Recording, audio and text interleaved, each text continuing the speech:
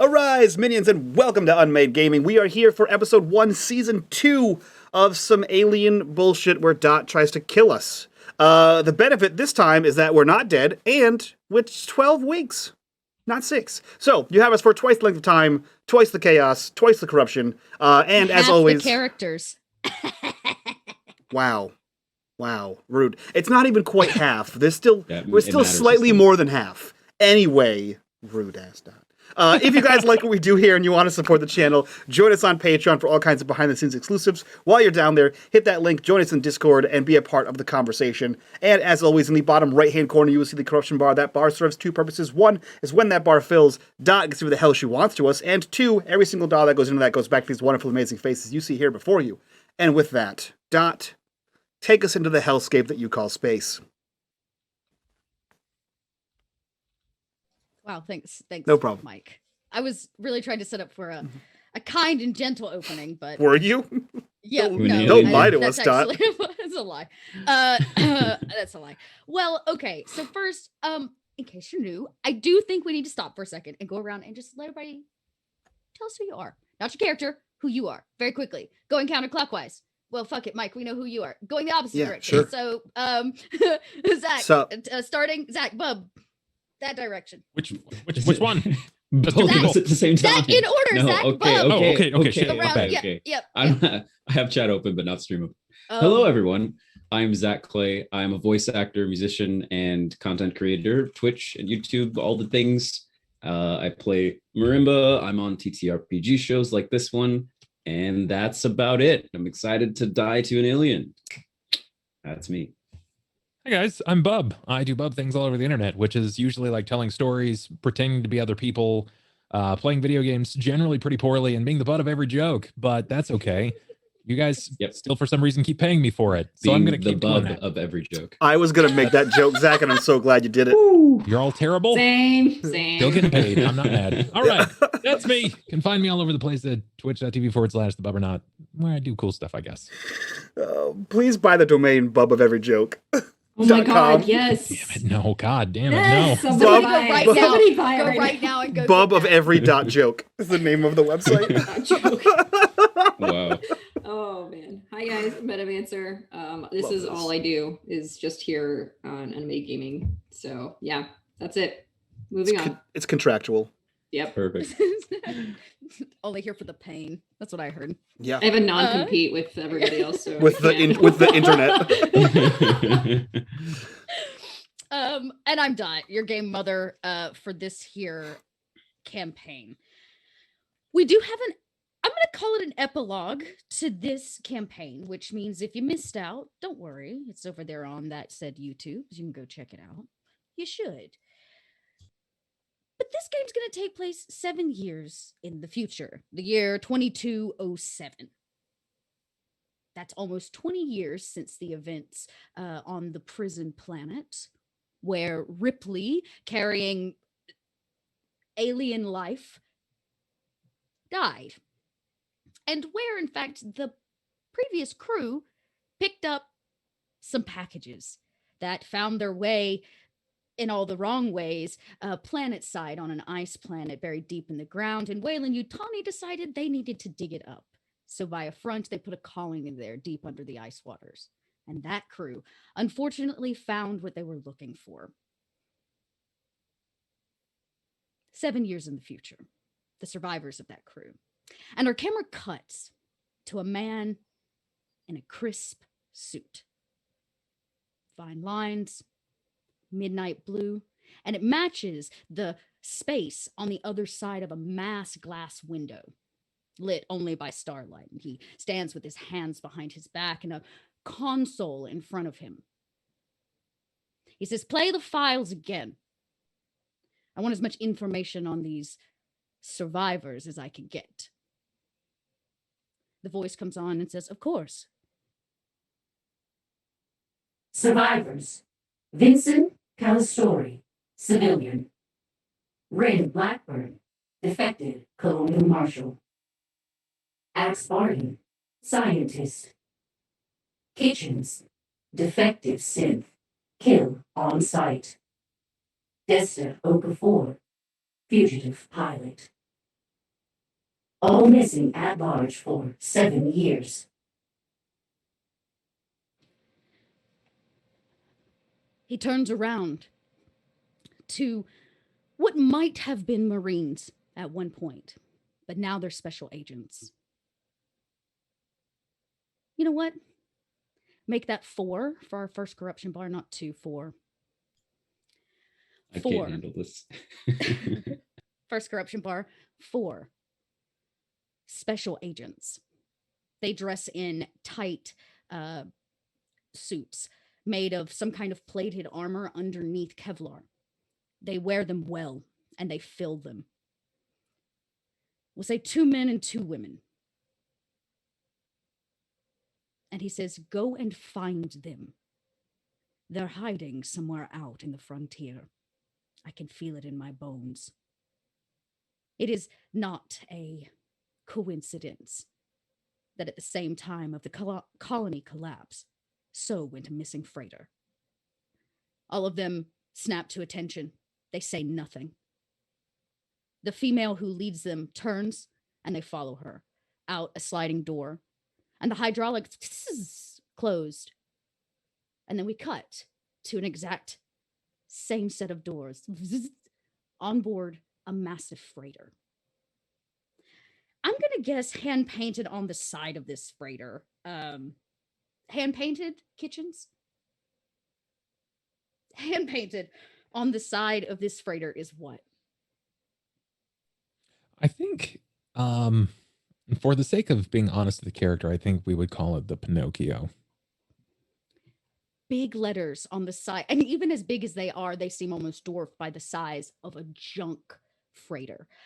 A stolen Weyland-Yutani junk freighter that has been reprogrammed to be, instead of automated, it is now manually piloted by Kitchens.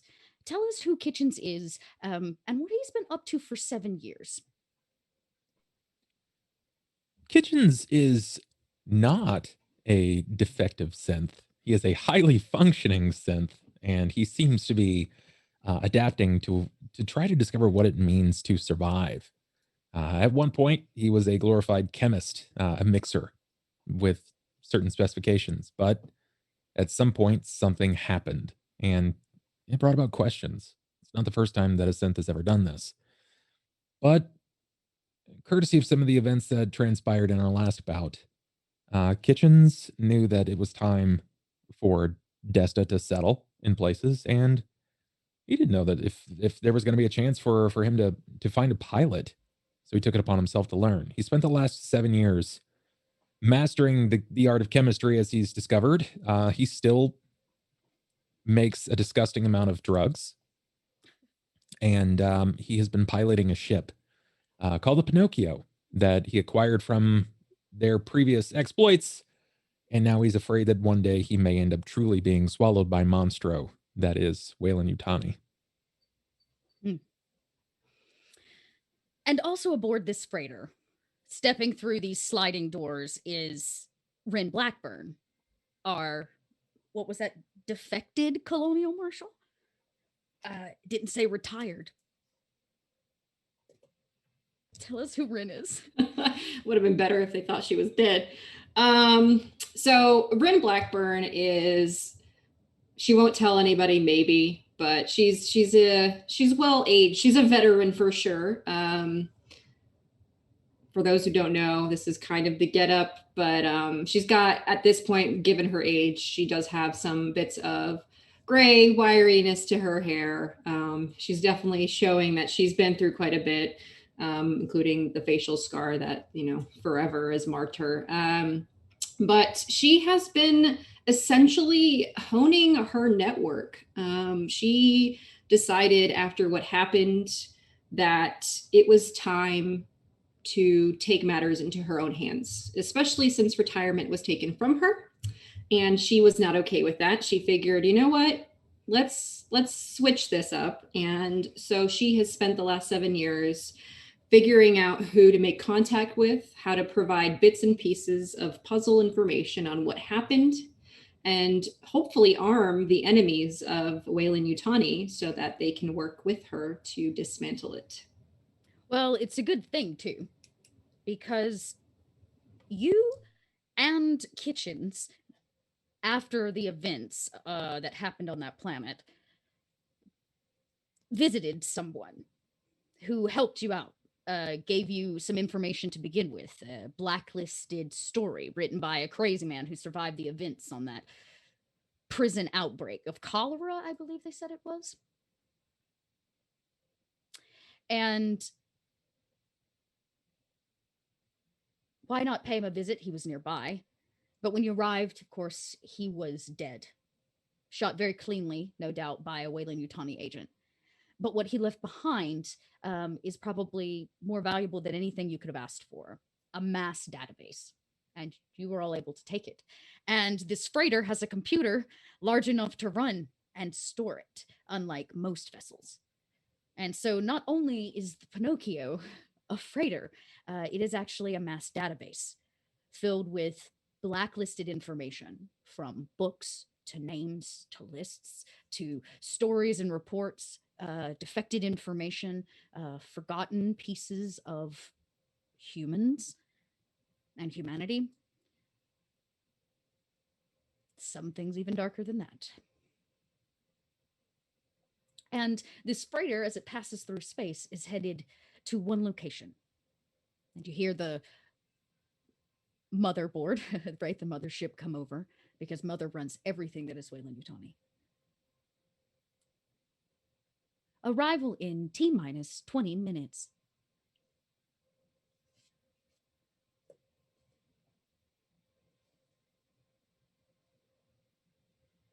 Do either of you say anything? Nope.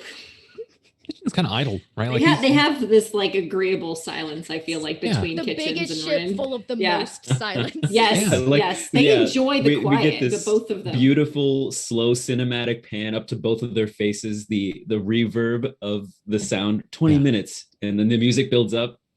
They both just say nothing. I love it. Probably probably just got her feet kicked up on the console, just sitting there waiting, taking in the stars, and just Kitchens makes more drugs. no I can disruption. imagine that Ren probably told Kitchens to shut up more times than Probably. than they can count. Yeah. So he just kind of like just waits. Like, the excitement is ever peeling over his face. Like, Is she gonna say something? Is she gonna talk to me? after a while, And- he'd probably just yep. head back down. Eventually, the computer comes back and it says, "Captain Kitchens, Hey, ho. shall I prepare the atmospheric vehicle?" Yes. I like to move with haste. So please continue, Mother. The Mother says nothing. She begins doing what Mother does. And you can hear way down in the depths of the ship, right, massive arms that pick up crates of stuff, like robotic arms, preparing this vessel to drop into the atmosphere. It's probably loading up goods. Correct me if I'm wrong. I imagine these drugs you make, I know you take some, like we know Kitchens does his own. Well, I'm not going to assume that. Does Kitchens do his own drugs? I think he would sample it, but has no earnest understanding of what it's supposed to do. His body doesn't process it the way It's like, that, you know. Tastes like chicken. Yeah, I think he might go for some of the after effects of like, it burns on the way down. Yeah, okay. So you write all the copy to sell the drugs to other people, basically, and the flavorings and the things, and you do, I'm guessing, sell those drugs for supplies, correct? Yes. Supplies for a colony. One that another member of the survivors started. And I'm guessing the two of you are going to drop planet side. This vessel is full up. Now, here's the thing about atmospheric vessels. The weight of this one, it's a lot easier just to drop you. And that's kind of what happens. The freighter hits just before the atmosphere and drops you with no engine into the atmosphere. And once you reach a certain point, it shifts on and lands you. So you've done this many, many times, but no matter what, the G-force is nothing to joke with. And you can see like the burn and scar marks on the exterior of the ship. There's no window on this thing. It does one thing, it drops to the planet and it goes back up. And it's drawn back up via a magnet, actually, a massive magnet. Which we'll learn about later. But as you drop to the planet, you can see it, this small colony under a terraformed area. The rest of the planet is covered in kind of an eerie green dust that covers the surface. It's radioactive pretty much. It's very toxic and you can't breathe it. But you can see the area that is underneath a terraformed dome, we'll say. It has a radius of a few miles. And even as you drop into atmosphere, you can see the perfect little dome bubble rooms and places, people outside. There's new construction that has begun. And this vessel does exactly what it needs to. And it lands. The door pops open and you breathe fresh air, probably for the first time in months, because the freighter would recycle air. Okay. Now, correct me if I'm wrong, but synths aren't like they don't have to breathe, right? It's just something they're sort of programmed to do. I think that depends on what kind of synth you are, but yeah, they would be programmed. Their body would be programmed to process oxygen. Yeah. Okay. All right. So Ren, are you on board this vessel? Yeah, with him? Okay. And when was the last time we were here? I'm curious. Oh yeah, good point. How often do you drop supplies? Every I couple didn't- months? Yeah, I didn't think that probably far. not too long. I was like, I don't know. Yeah, I mean, I would think every couple months. I mean, the freighter would hold years worth of supplies, Yeah. right? But you have to get it from up there down here.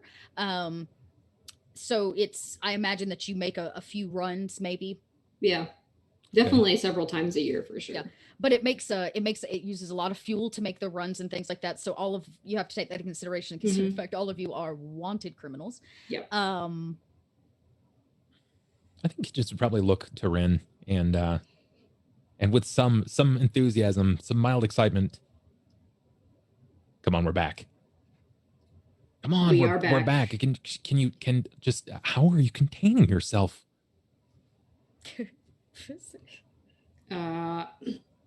Training. Training? Yeah. We really should work on your approach to, all that Which part? composure. Composure? Pff, no way. Why? All right, because so you're a synth, but you're very emotional for a synth, Okay, I don't see is the problem supposed to Okay, arise? Hold on. You're very excitable. And sometimes, I feel like we've had this conversation before where I'm like trying to sleep and it's very early in the morning and you just come in and you have this idea about some kind of crazy drug and I'm not going to try it. I'm not going to try it, but you always talk about it and you go off on this whole line of thought. And I just, honestly, I don't know, Would you rather I not talk to you? No, I'm not saying that. I'm just saying maybe have some kind of relative consideration for human beings being, sleeping. All I have done is consumed material presented and produced by True. mouth breathers, so I could better assess the living situation. And I know I am enthusiastic. Does that make me a bad? No, thing? no, it's not. I mean, we've been on the same ship for like 7 years. Okay, Kitch. 7 years is a long time to just be in like one place all the time. Although I will say you're not bad company. So don't take that you're not bad company. I've had bad company, if you remember. But he turned out to be a different synth. Not my favorite kind of guy. Let's be honest. Well, I mean, I wish I could have really got to know the guy. I mean, aside from either not knowing who he was or just independently choosing to lie, I'm leaning to the fact that he was just not aware. You don't think he was aware of what he was? The longer I get to think about it, the more I realize that most synths are unaware. They are forever kept in a bit of sleep. Okay. It's like sleeper agents. That's what makes them even more dangerous. See, that's why I like you. You all out in the front there, Yeah, just big figure. right in your face, animated. I'm sorry. I just look. You don't. Since we found Shakespeare's vessel, and we've come across all of those things. I have found some really good stuff, some really interesting things. Like I've been watching anime the last 7 years. I'm sorry, what? Anime, Japanese animation. Okay, hold on. What does that mean? So, which part? The animation or the Japanese? No, I know what Japanese is. I just don't understand why it's called anime. You know, I think it's short because sometimes using extra syllables is a bit redundant. And it's just it's a human thing. All right, look, like it's instead of saying like PKU or PCOS and the actual terminology, we shorten it down. It's just easier to say. Wait, hold on. Are you? Never mind. I'm not even touching that with a 10-foot pole. We're not doing that. Okay. But so, what I'm getting at is I've been watching a lot of it, and I finally found a character that really embodies how I want to feel. And it's about ninjas. Okay. It's about ninjas, and he has really, really big eyebrows, and he kind of reminds me of this bowl cut character, and he just always talks about the springtime of youth. And I don't know, I wanted to feel it, and now I'm here. What about this character is appealing to you? He's vibrant. He's loud. But you are vibrant, and you are loud, actually, very loud sometimes. So I feel like, so you feel like maybe you have some kind of connection with this digital character? Yeah, I think so. I think I do. I think I might. Okay. Do you talk to this character, or No, you haven't reached that? It's not mother. It is not you. It is. Okay. I was just making sure how far along down this rabbit hole you be going, because it's static. It's static imagery. It doesn't respond back. No, it doesn't. That's true. Okay. So that's great. I mean, I feel like you found something to relate to. That's important. Yeah. That's good. So what's your next step with this whole character realization? I don't know. I'm not entirely sure. Maybe you should try to embody. Call him senpai, and senpai. Perhaps I am trying to find my formers as well. So as he would refer to as his kohai. Something I'm working on. One of these days, I'll figure it out. I'm not really sure of the honorary system, but when I figure it out, I will be the best at whatever that is at the time. I'm not entirely sure. For now, I'll just settle for master drug maker. And at that, I'm sorry. Go ahead. Okay. The door open. I imagine this conversation happened as you free fell through the atmosphere down, and this whole thing loops upside down and comes to a halt. And as the door opens, you can see the colony much clearer, and the people of this colony, roughly about 24, come running out. They always meet you. They always help carry the goods in, and you see some familiar faces. Most notably that of our dear Dr. Axe Barden. Dear Barden.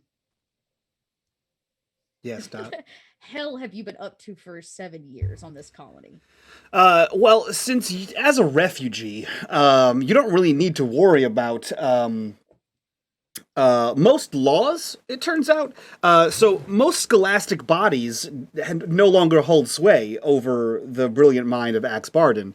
And he realized in the 7 years that he was here that he studies rocks, and iron is a rock, and iron is in blood, and the aliens have blood, more or less. And so he's recently been calling himself a xenobiologist, and telling everyone that he is. Is that a given name? Yeah, he's been telling everyone that he's a doctor, which he is, just not of xenobiology or even terrestrial biology, for that matter, or anything other than rocks. And so he has now become a specialist in the study of xeno life in the galaxy, because he has fought at least one variant of an alien and survived, and he wishes to learn more to defend the galaxy. His big break didn't come with rocks, Dot. It came in a rock with aliens. So he's gonna keep plucking on that guitar string until he makes a fucking song. So I imagine you would see Barden. Still looks exactly like he did before, just probably a little chubbier and a little less hair and a little more white. Yeah, gravity, a lot of gravity. Yeah, on this gravity planet. weighed him down in the midsection only. It was weird. And he's pushing past people. Like, he knows they're coming to, like, get supplies and, like, food and, the things you need to live. And no, he is shoving past them in hopes that he can get to Kitchens and Rin, who have probably seen more alien activity out there because it's been months since they've been home. So he needs to know any updates about alien stuff. If it that's means anything, y'all, get out of the way. there are no updates. Perfect. Get out of the way. This is important science business. Move. Get out of here, child. Come on. And he's making his way towards the ship. Run! Hello! Oh, God. Here he is. Can you give me that bottle over there, please? Kitchens! Thank you. My man! Yes? Hello!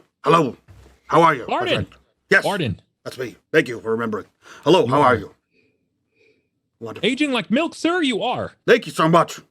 I appreciate that coming from someone who's mostly internally composed of something that looks like milk, so I appreciate your candor here. Now, have you found any other advice or evidence or people or bits of people with alien life forms at all?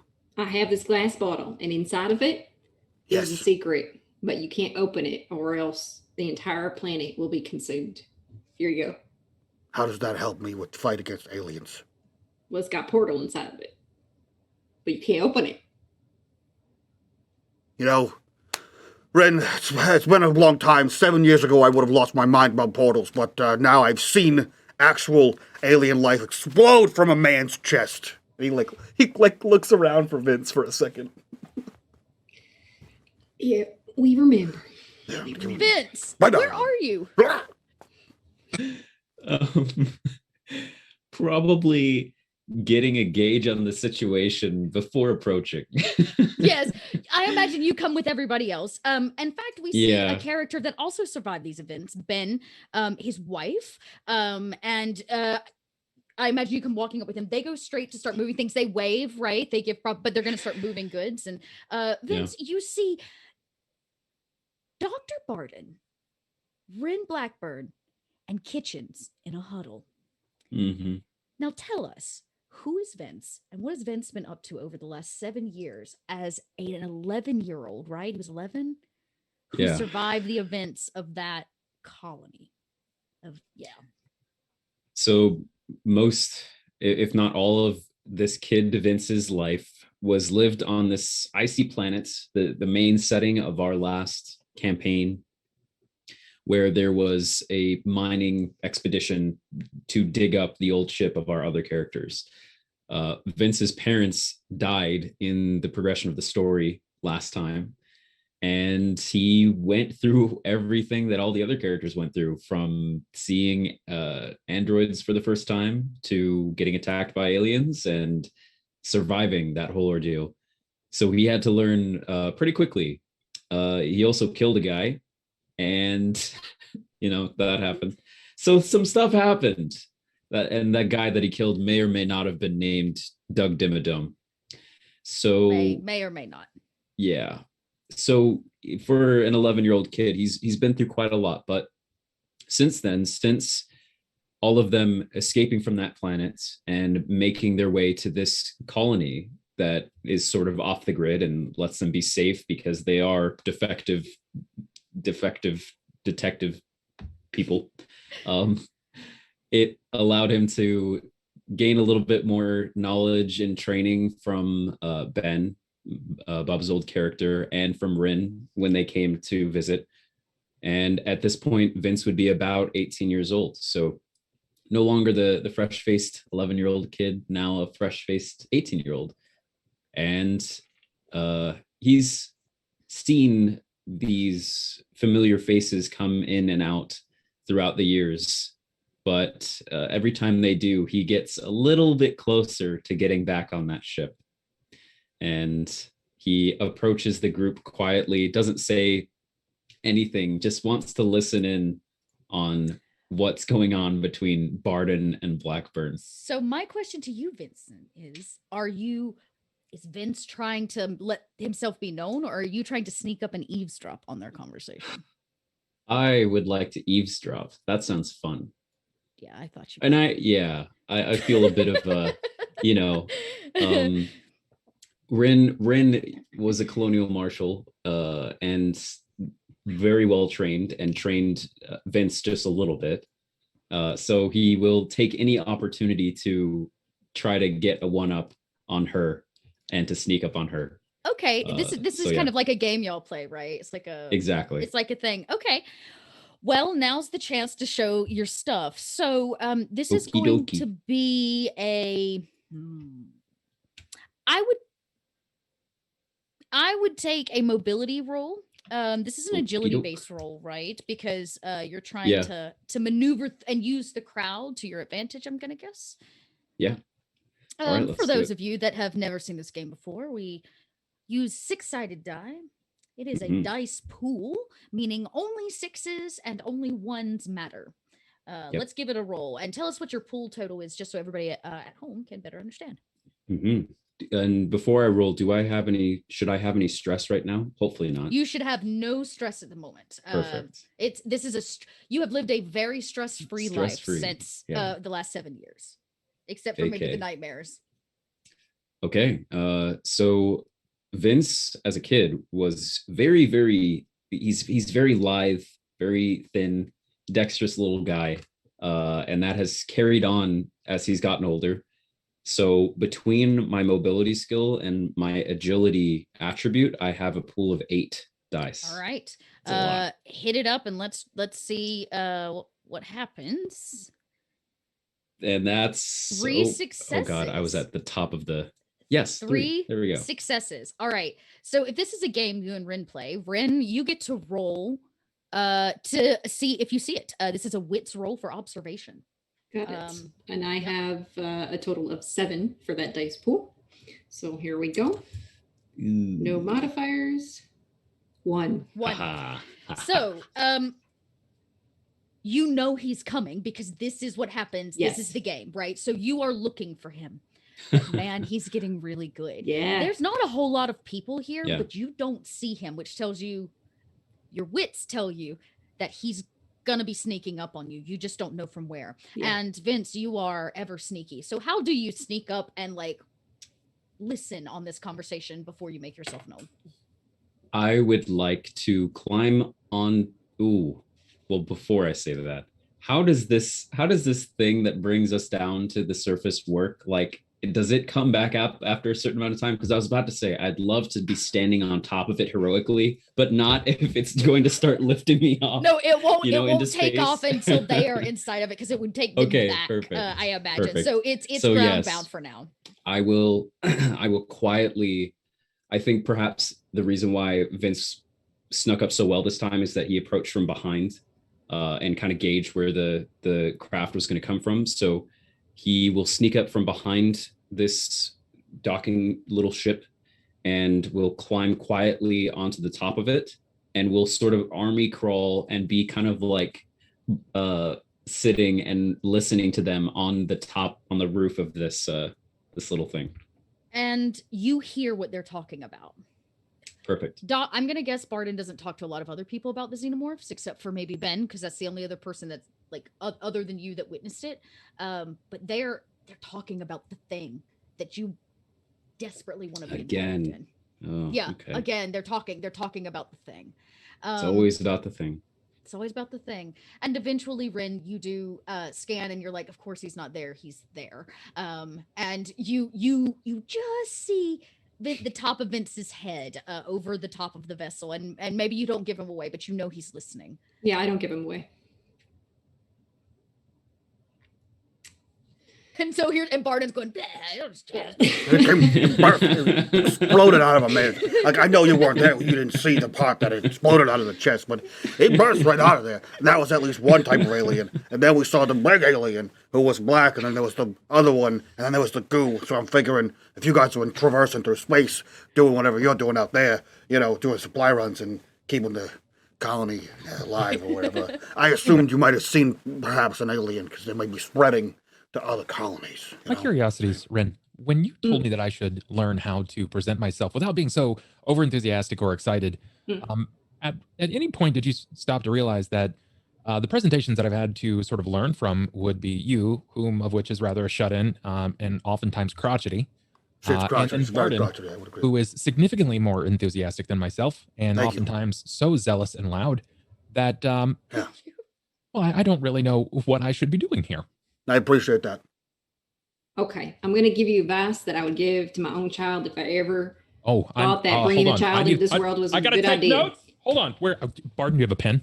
Of course I have a pen. And he reaches into his pocket protector and pulls you a pen out. Ren rarely offers advice. Hold on. I have to write this down. Go. Say it slowly, please. Take your time. Take time. I think it's time for you, Kitchens, to find your own identity and become your own person. Well, Rather than looking to others to inspire you to be somebody, figure out the best pieces of things and make it yourself. Sometimes, in your situation, literally. Okay. Well, here's the thing. You know what you're good about. You know you what you can excel at. You like information. You seem to be very interested in all of that bishop stuff. And the drugs. Okay, but here's the thing. What do you really want? What do you have deep inside? There's something that drives you to do what you do. And I'm not talking about your programming. Short of the basic coding and programming that I have, yeah, I mean, I suppose yes, you're right, Ren. There is more. I have to admit there is mild animosity at those that live and breathe naturally, even though I am programmed to do so to appear as such. I have an amount of envy that I believe lurks within inside of my person. Okay, well, that's very honest of you. I appreciate that. You know, I can help you with that. Son of a bitch! Shit, kid. Oh my god! He's just Ren like doesn't flinch, but she kind of has a smirk on her. No, we've been Hey, through. guys. You have just where get a you know like a bell? I didn't. Something? I'm. Come on, I got an man, old you're ticket, right. Come on. kid. It's like an old ticket. Pretty soon I'm gonna have a hot like kitchens. I swing around and let my legs dangle from the top, and just sit there. Well, Son don't of a scoff bitch. it. I It's didn't already know in a that mess. you can startle a. I have agita. Never mind. Hey guys, how you doing? Kid. It's been a bit. Barden, I threw your pen. I'm sorry. That's okay. But I got I a meant bunch that, more. Kitch. I can help you with that. I mean, that's what I've been Christ. doing here around the colony. You haven't been stuck here with him, and I gestured at Barden. But That's a good point. He's going through his old pubescent thing, so it might be a good idea for you to. Oh, I've read of this. I've read of Yes. this. Are you oh having god, Are you having bizarre Yes. dreams and or thoughts? you don't need to. I'll just say yes so we can move on. Okay. It's true. There's not a lot of girls for him here, or boys. Well, there is. I don't there is- judge. Yeah. Have you- Yeah. Ben's daughter is roughly your age. Nah. No. That's like my sister. No thanks. Oh, that would make but sense. I understand. Anyway, so I want to get to the real good stuff though. I heard not about what you guys were talking about, but like what have you all been up to? Is there something? I know you guys were talking about meeting with people or developing something. I don't know. Are we just dropping stuff off again?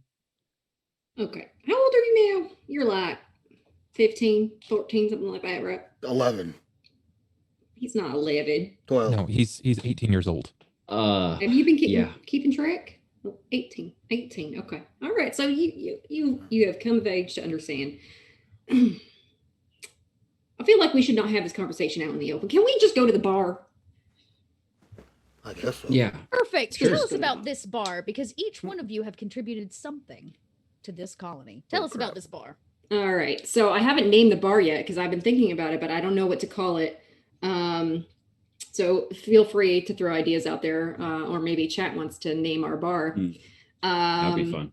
It is very much inspired by like the old Western. One of Ren's favorite things, obviously. Shooting at the hip, from the hip kind of thing, dual wield and all that jazz. She just loved the saloon vibes. So there's pretty much a lot of junk that's been used to cobble together a saloon, so to speak. The double swing doors are not actually made of wood, and they don't look necessarily proper, but she made it work. It's probably like cobbled together metal pieces that were welded and then just put on hinges, and they are very loud, very creaky. And face chugger, oh my god, that would just be I like that. Chat. I just saw chat. I like that. That's great. Oh, Fubar, that's the one right there. There you go. We talked Fubar last time, all the time. And they serve the From face a voice chugger? in our head. Yes, they serve a face is chugger. Yes, absolutely. And there's a distillery, I think, that Kitchens would have helped put together, if I'm not mistaken. Yes, maybe. I dig it. I mean, I suppose. If you don't want to, Rin would have figured it out eventually. It's a relatively simple system. Don't want to make Vince help.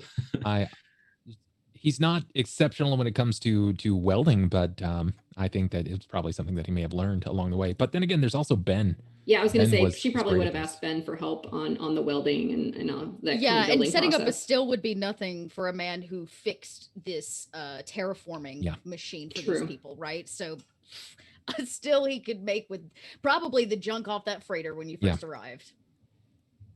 Yeah, I think at that point it would just be down to like Kitchens writing down like what part to what makes for the best kind of. And what about the rest of you? What have you contributed to the colony? What is your spot, your space, your? I'll go. So as we're walking to this bar, and kind of running along the open waste space of the colony in the dotted buildings, maybe some like of the only kids in the colony run up with, you all see some radio controlled, mocked together, thrown together with metal bits and random junk from the junker, radio controlled cars. Nice. And I say, hey, I know you guys keep dodging this every time you come down, but you have to race. It's what we've been doing. And I point over, and there is a mini radio control car race course that I have set up. There's already on the other side, you see some older guy who has been helping us build the cars as well. We kind of have like this battle bots tournament thing going on. Nice.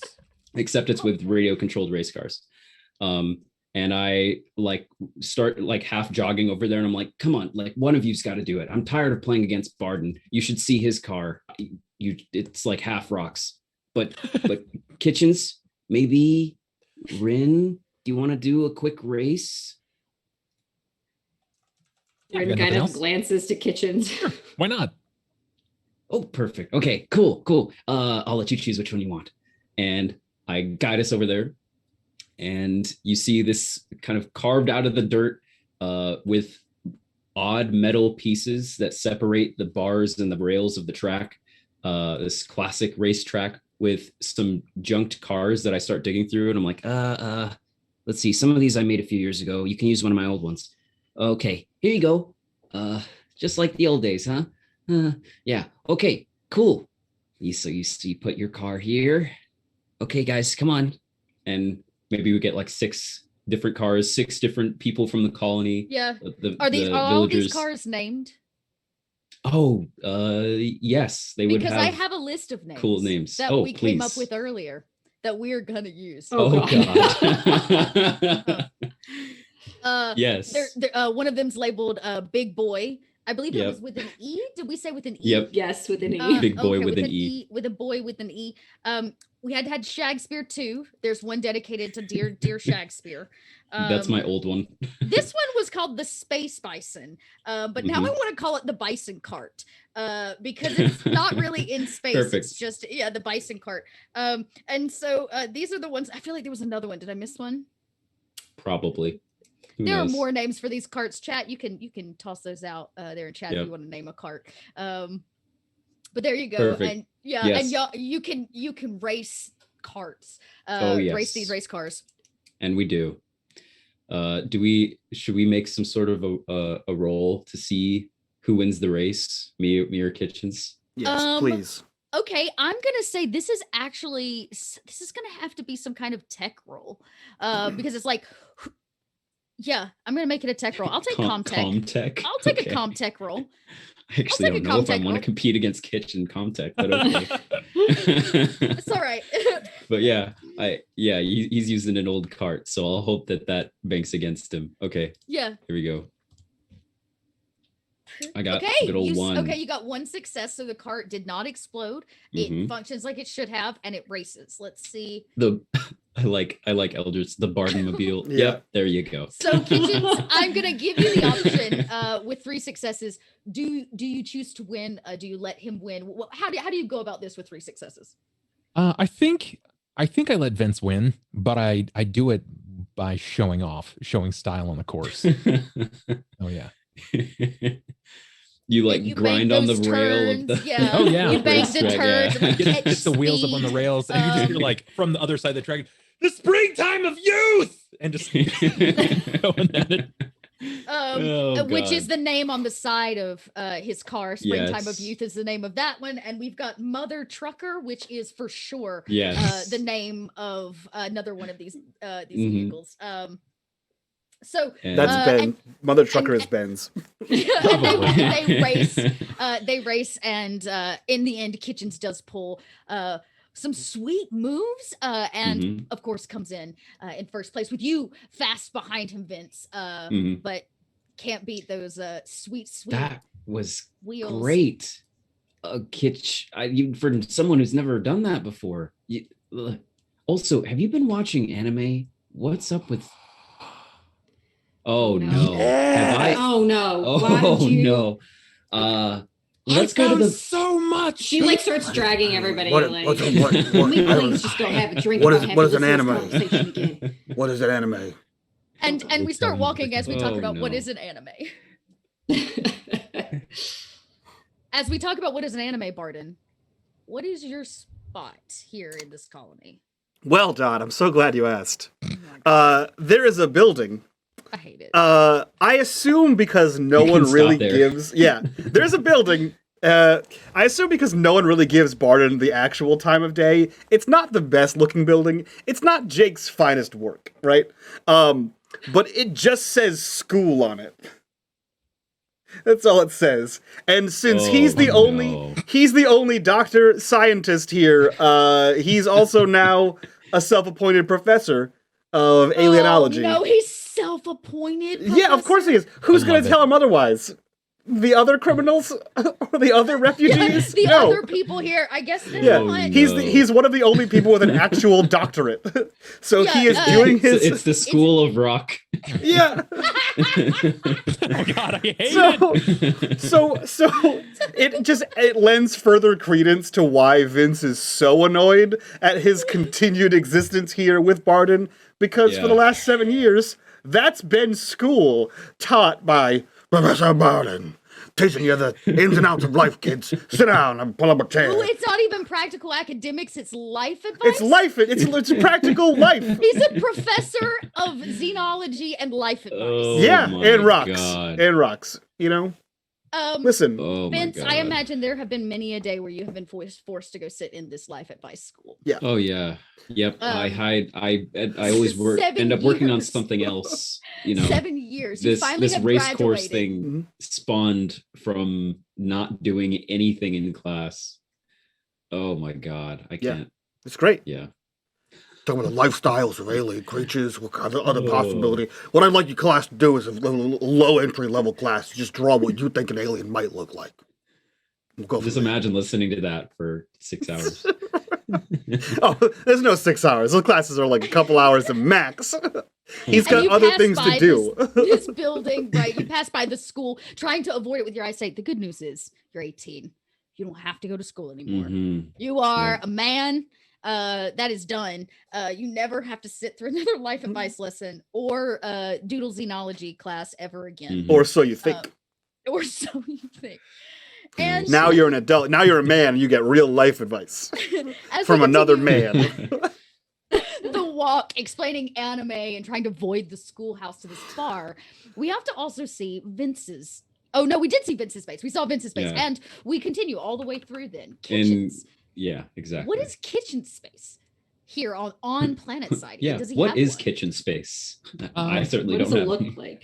Kitchens for this location, it is both the best and sort of the worst place because he's always like very uncomfortable for the people that he does this work on, but he's the only person operationally speaking that has any kind of medical experience, and a lot of it is psychological. So he not only does he use his chemistry experience making medicine, but Mm. he's trying to figure out what the human element actually is and if it's a meaning or a physical being. So it's a lot of like subtle poking and prodding. And it's like, my side hurts. And it's a lot of like seeing how far he can push it to what is actually causing this. Do the medical books actually explain this? What can he gain It's here? more experimentation than like doctoring, but Yeah. you help the people even Yep. in this like experimentation. Medicine's super important. I imagine we see. Do you have like a? Is it a room where you? treat these I imagine people? it's a small room and like I'm not gonna say it's like a bed, but I think that it's Sure. just a small room. There's probably 2 cabinets and like 4 chairs. One of Yeah. the cabinets he tells everyone to stay out of unless you like want to smell colors, and the other one is totally for everything that could go well with I your want to health. smell And colors. no, Me you too. really don't. He did that once, and it was a bad move. Okay, that's perfect. And since this is a small colony, there is not a lot of tech here, except for what was left behind when they abandoned this colony, this Wayland Utah colony. So there's just like a proper clipboard where people write their names if they have an issue, so that when you come through every couple months, you know who in the colony to go see. Maybe it's a case of gangrene, or one of the women may be pregnant. Lord help us all.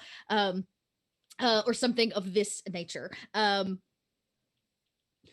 And you have a full list. There are some people that need some medicine, so you would know what you need to like cook up basically for them, as well as your usual suspects. Okay.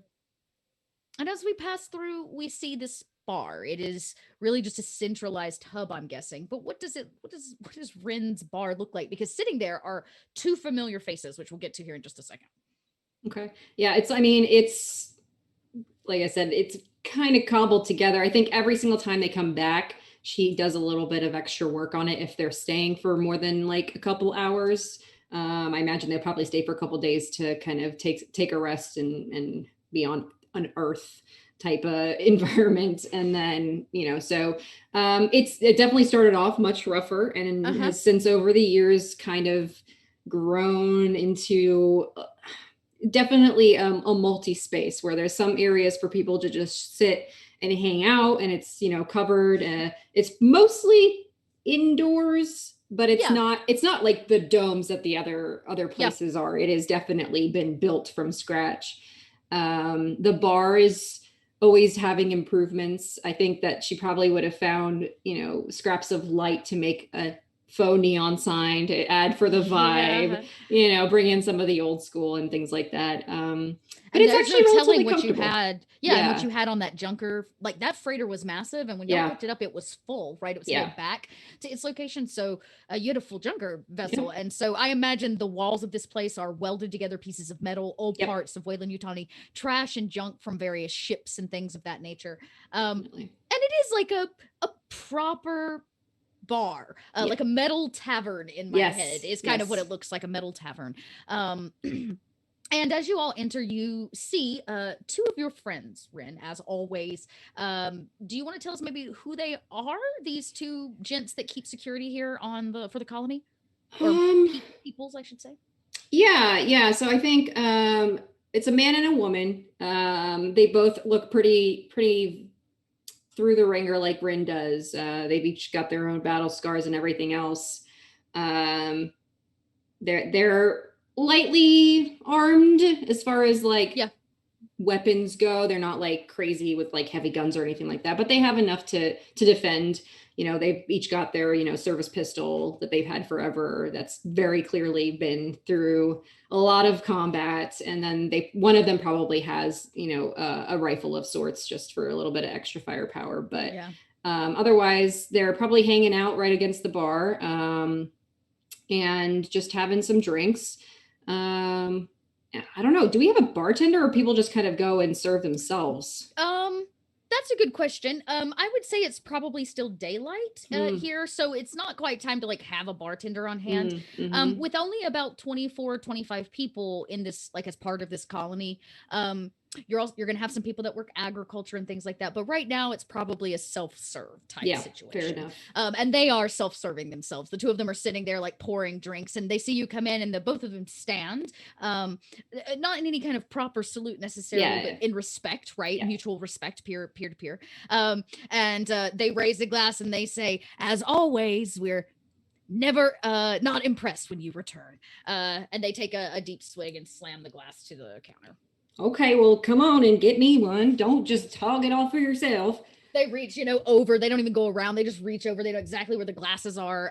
Mismatched glasses. Oh, yeah. Some of them are chipped and things like that from, again, coming from the junker and the freighter, just what is available.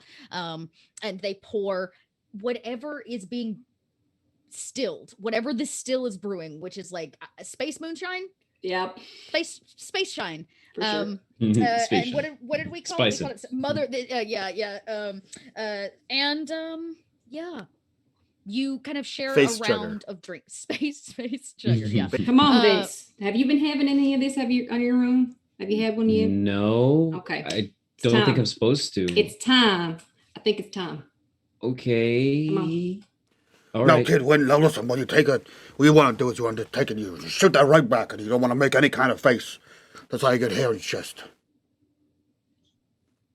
Did he say berry quest? I'm sorry, what? You have berries? Hairy chest. No, hairy obviously chest. you haven't been in his classes. That was hairy chest. Oh. Yeah. Come on. Have you found berries on the planet? Is that what you're saying? He said yes if we have Make found like a berries. wine. We probably make like wine. Kitchen, you can make like wine with berries, right? What did you say, Miss Blackburn? Oh, I was just offering X a drink. Oh. Offering me a drink? Yeah, both of you. Come on. Kitchen, do you want one? I know it doesn't really do much for you, but it doesn't. Okay. I will, do you want to maintain for camaraderie's sake. I'll pour. Okay, perfect.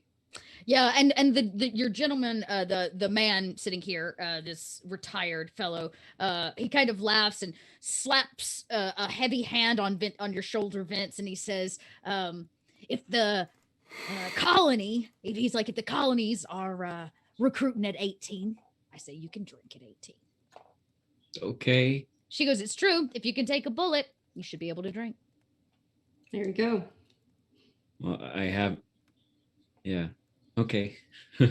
Listen. There's no reason that you need to hype the kid up. He's probably killed more people than you have. Look at yourselves. You hear? This kid, I've seen him. He's a scrapper. The two of them look like they have seen hell and back. They look like somebody has raked them across sandpaper and then afterwards gave them a participation trophy. That is how bad they look. Okay. What are southernism right there? Clearly won the game and got a participation trophy. How did a jackrabbit on a flapjack pan? Wow. Oh, I love the show. But okay.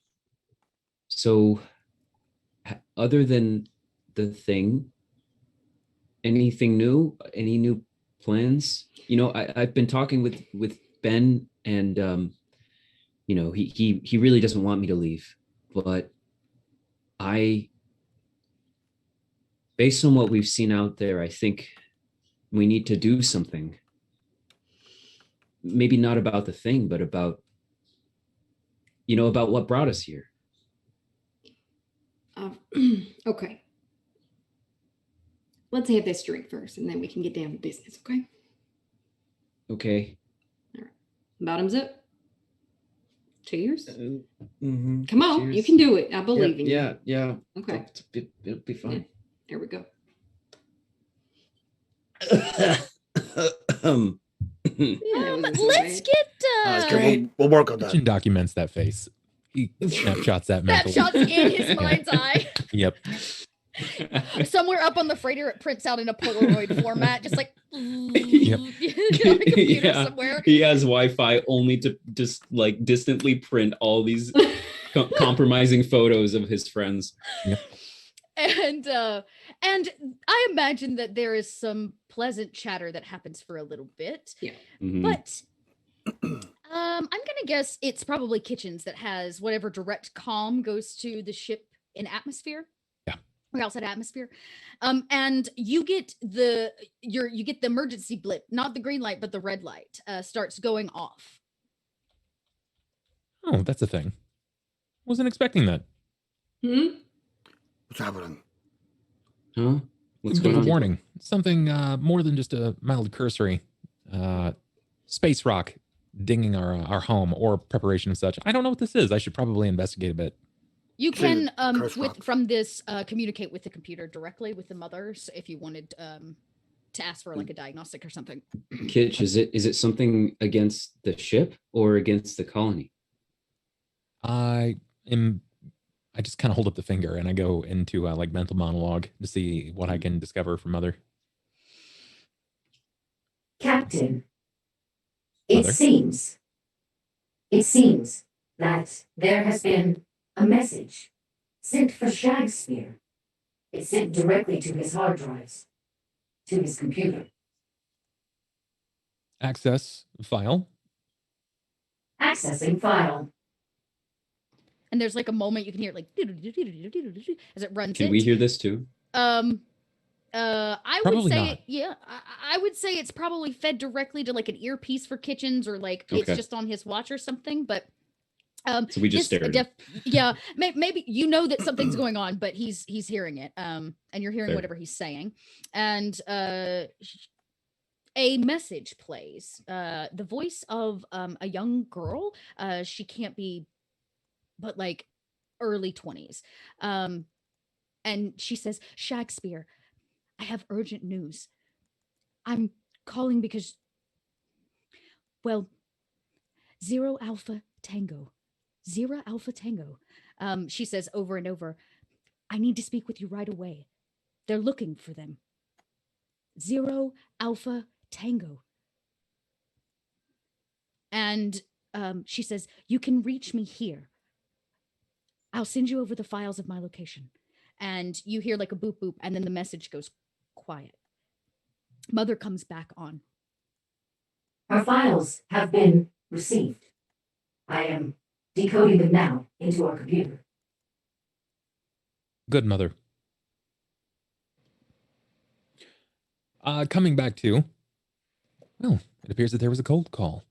Something I wasn't quite expecting. Do you remember our friend Shakespeare? Grace and peace. Oh, yeah. There was He a was call. real? I forget. Yes, he was very, very much real. Oh, I thought that was a joke you guys made up. Unfortunately, he was a. It was probably based you don't see what happened to him. What was the call about? Thanks. Come on. Someone has attempted to contact him regarding some information about a destination, something to the degree of Zero Alpha Tango. I don't know what that means. It just sounds like technical jargon, but That could mean anything. It could be the code that they speak between each other. Ain't there nothing in your database about that? Mother's different- deciphering the display pages that are being sent over. I'm guessing it's probably going to be coordinates. Okay, Zero Alpha Tango. Great. It must be Considering- some kind of signal or distress or some kind of code for whatever the situation is. Well, I'm guessing. You downloaded that Shakespeare guy's stuff into the ship, right? Maybe you Right, can yeah. search to see if he has like a code. Yeah, that's true. Can you tell database or Mother to something. cross-reference with other mentions of Zero Alpha Tango? Mother is currently deciphering the files that are being sent over from this mysterious person. Right, well, Once she can I'm- multitask, can't she? Maybe we could go up suppose to so. the ship and look. Oh, hold on now. We're not done here, and also we don't need to be on the ship for Mother to do her thing. So It's true. I do need to Okay. take some samples of the exterior hull in case there was any space matter. Any alien contact that might have bumped off the ship. We thought it was a rock or something. I don't know. Space batter sounds really good. Yeah, no, it's really I haven't good. had ice cream since the colony, or not this colony, the other one. Oh man. Sorry, what? Sorry. Go ahead. Yep. Your Robin, the retirement disappeared too. Mm-hmm. I suppose it is only a matter of time before Mother deciphers this and will be given the appropriate information, but I believe that we should probably move on this quickly, as it is seen that Wayland Yutani still technically owns our vessel. Okay, I agree that is a problem. However, why you say we? Like we're not on a mission. We can't just. Isn't life a All right. mission, Ren? Okay, I'm not opposed to a mission per se. We just don't have any information, so we can't just go off into willy-nilly space and just go. I understand. I get it. You've officially entered that stage of I'm getting too old for this shit. Therefore, we could call it something else: a jaunt, an expedition. If you say adventure, I will punch you in the gonads. I'm just letting you know. I know you don't have them, but it would make me feel very good and cathartic. It's very cathartic for me. Okay. I do want to add one piece of input here, Kitchens, just so you can update your data frame. Life is a highway. Oh no. Oh no. It's a little geography joke. One of the guys goes, "I love that song." Little bit of geology right there. It's a joke. Rocking. Geology. Only heard it 9,000 times. Oh, I get it. Okay. It's the name of one of my classes. You're not a dad. It's actually the name of one of my classes in the school. Life is a highway, and we're gonna rock and roll, and that's the whole shtick we have. Still have a thing for rocks, then, huh? I mean, that's what my doctorate was in, rocks. I'm only recently discovered the aliens in the last 7 years. So it's I got to build up to that one. Barton, you didn't break into my fancy drawer of drugs, did you? No, but I do have some input about your fancy drawer of drugs. I have a question for you. So I know that you like to make drugs, and he gets like too close to Kitchens, like arm around. I know that you have like a fascination, one would say, with making drugs and the human condition or something, right? I do. Now, you saw the aliens. You were there with me. Me and you saw them. They have different anatomies inside them, and their blood is seemingly to be acid, and so is also their spit. Vince will stand up and grab Barden and Kitch by the shoulders and just slowly guide them away from anyone else in this building. He lets it happen. Barden has no resistance. As you see Vince kind of coming up over around them, I think Barden kind of leans in. He's like, "Secret? Mano a mano? Yeah. We're not that different. From the aliens or from you and I at the same time?" Yes. Okay. I like where your head's at. Okay, listen. And he pats Vince. Okay, so what I'm thinking is we make some kind of concoction, right? That you can inject maybe via bullets or a syringe if you're feeling real feisty, or maybe your blood. I don't know, self-sacrificial, whatever you want to do. That can, yeah. Oh no. Yeah. The xenomorphic life forms that we discovered, that we had attempted to, successfully survived against. Correct. We share dinucleic structure. I'm not sure I'm entirely understanding that word you used there, but I'm coming to. It's coming. They're more human than not. So, their circulatory system pumps blood just like everyone else, right? Yeah, you could say that. Perfect. What I'm thinking is some kind of drug that you induce that, like, takes an acid blood and makes it a basic blood, and then they die. Or explode. One of the two. Or all of the two. Both of them. Just or a third option. Basic Xenos. Just basic or a third Xenos. option if you have one. Whatever makes them die faster. You know it's a defense mechanism. Consider it like hyper white blood cells. Yeah. I would like a defense mechanism against alien life forms that try to bleed acid on my mouth.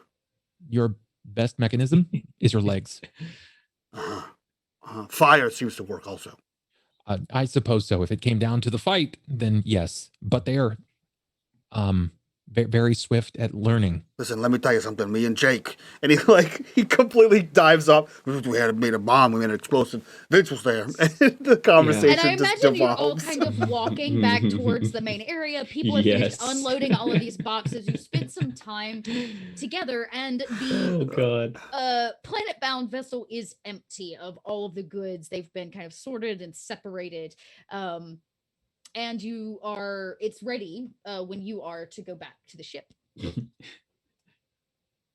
So, All right. what did mom say? Mother, whatever. Kitchens. Is mother still deciphering, or is this going to be this might take some time, one of those things? Well, you know what? I only have corruption to use. So she pings you back. You get the note, and she comes kind of back over and she says, Captain, I have deciphered the coordinates of the location of this strange woman. Continue. Notably, she is not far from here. She too resides somewhere on the outer rim. Are there any additional coordinates in this file? Not from what I can tell, though she does seem to be running a counter code to try to find our location. I ran all. Monitor and neuter all pingbacks and bounce them to undisclosed locations. Count 21. Cross-reference any additional information from the file to hers. We'll be back soon, Mother. Copy. That's not great. What did she say? She's attempting to find us. We have to leave soon. We will draw attention to the colony. I agree. Okay. We got to skedaddle. All right. Okay. Vince, Well, I see something moving up in your head. What is going on? Where are we going? Okay. Whoa. I can help.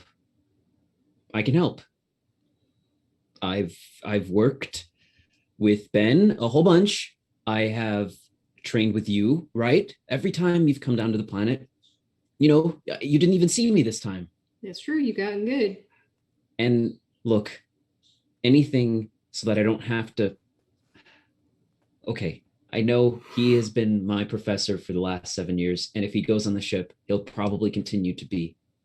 That maybe that's not the biggest reason for me to leave, because Barton, are you sure that you want to go too? You know what, kid? I got you back. Hold on a second. And he rummages around like a grandfather looking for a Werther's, and he pulls out a nameplate similar to the one that Ben had that was taped over that said Jake, or vice versa, and he slaps it onto Vince's whatever Vince you're wearing, and he says, "Certified lab assistant. Boom.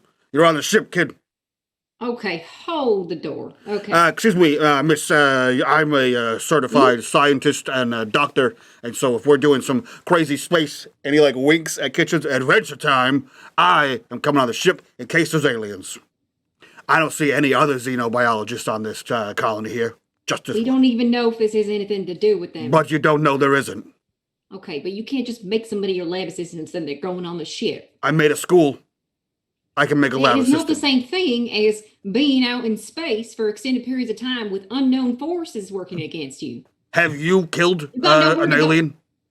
I have. Well, so is he. So, qualified, in my opinion. About this time, an old woman, she's older than Barton, comes Wow. kind of shuffling up, and she's carrying a small, I don't want to call it a basket, but it's like a small crate in her arms. And she goes, "You're leaving so soon. I tried to put together some supplies. Thank you so much." And she kind of hands it over as you're talking about aliens and Barton's. Marilyn, it was a one-time thing, but can't. Not again. Not you, you nasty piece of... She turns to Rin, and she says, "Just make sure he doesn't..." Ugh. She hands it over, and she says, "To you. I hope space swallows your dumb asshole." I might put him out the airlock if I'm being real honest with you. Kitchens, I had to replace her hip afterwards. Okay, all right. If, and that is a big if. Yeah. You both are coming with us, then we need to set some ground rules. Okay? I'm all ears. If we're going on whatever alternative version of mission you want to call this, we need a proper chain of command. None of this going off on your own and trying to get revenge or whatever else it is, because I know what you're thinking, first and foremost, because I would be there too. I kind of am there for different reasons. And you, Barton, I don't even know where to begin with you. But you need to rein it in a little bit. we gotta be able to operate efficiently on this ship.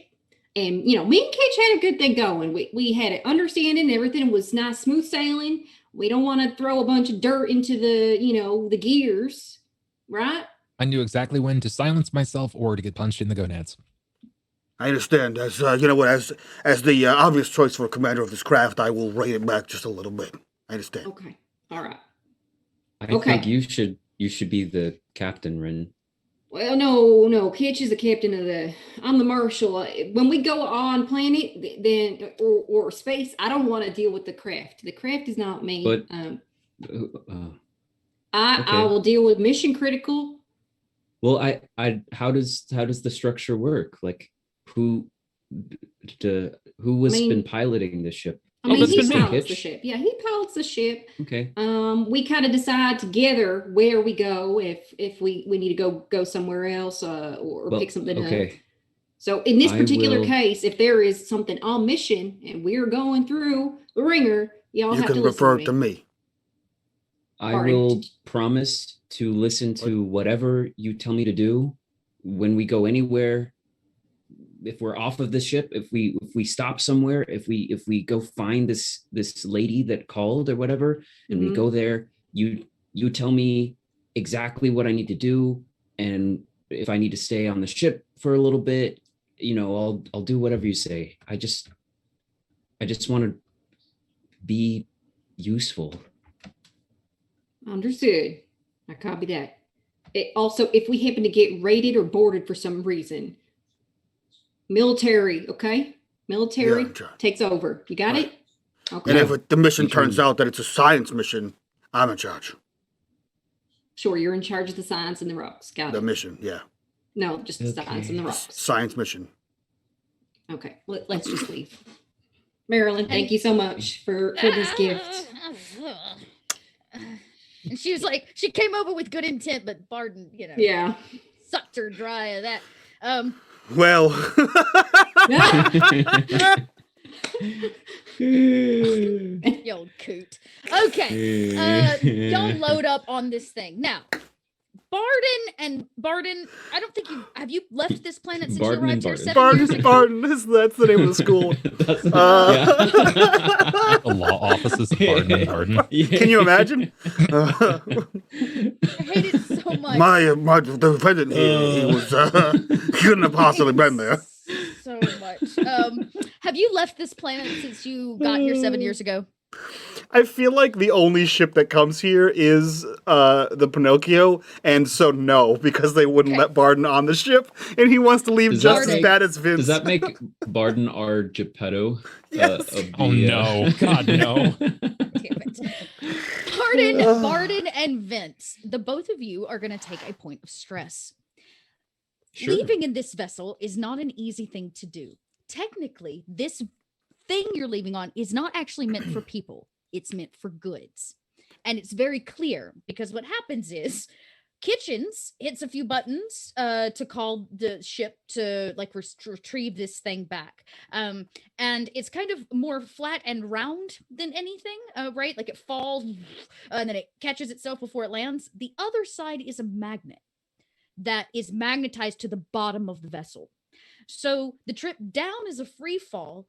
The ride up is electromagnets sucking it out of the planet's atmosphere. Nice. It uses massive G-force to do it. And both of you take stress from this experience because you've never experienced anything like it. It flips upside down and just right off the planet's other surface. Than the one time 7 years ago for me. Right, when you fell down here. When you first escaped and got here. That's the last time. And there's a clang, a loud clang, as metal hits metal, and the magnet sticks. There's a door in the top, and it slides open. You can see a second one slides open, airtight ceiling, everything in place. And there's a ladder where you can crawl out. You can see the cranes and things from this freighter where stuff's dropped into this little hockey puck that drops out of the sky, basically. So, and you're all able to crawl on board. As soon as you arrive, Mother once again meets you. Captain, I'm so glad you arrived. I have found some interesting information. Continue, Mother. It seems the reason she is trying to track us is in fact because she's trying to match a radio signal. It seems that Shakespeare has left a tracking device for her or for someone else, and she is pinging it on the same wavelength. Well, I suppose we should probably meet her. Well, it seems that that is a good idea. She has let us know her location.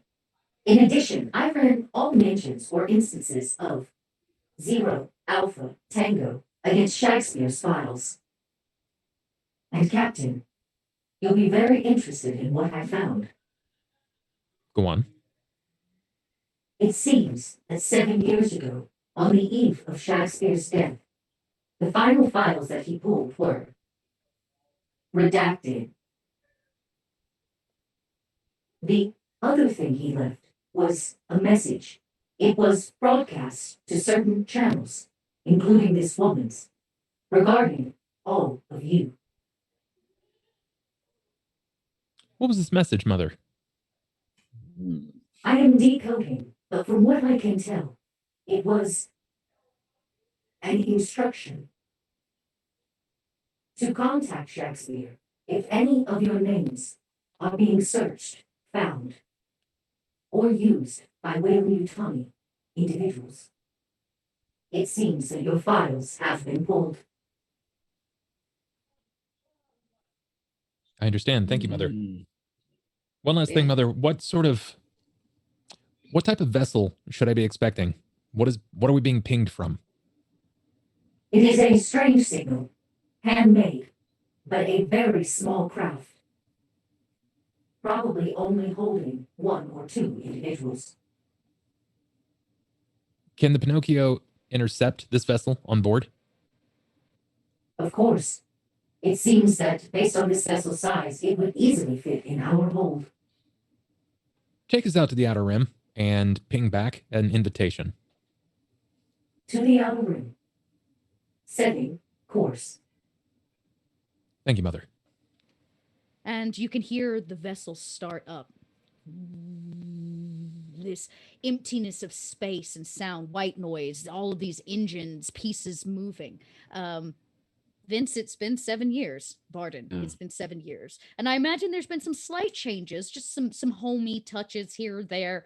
I don't know if y'all hung things on the walls, if you cleared stuff out and just made extra space. But it is the same ship, the one that rescued you. Was there ever a decision made for what occurred with Desta? I think Desta decided to retire, or at least the closest thing to what he could figure out that would be.